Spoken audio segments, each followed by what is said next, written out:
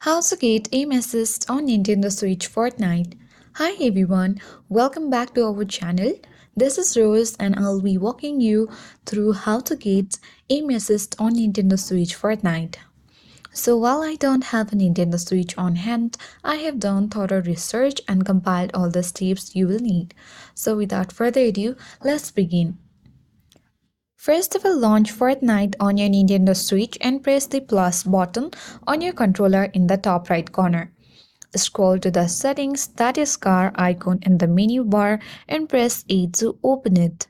Next, in the settings, press R to navigate to controller options tab.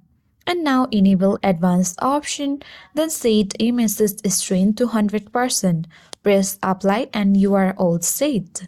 So if you have got Nintendo Switch, you can easily apply all these steps and get aim assist on Nintendo Switch Fortnite.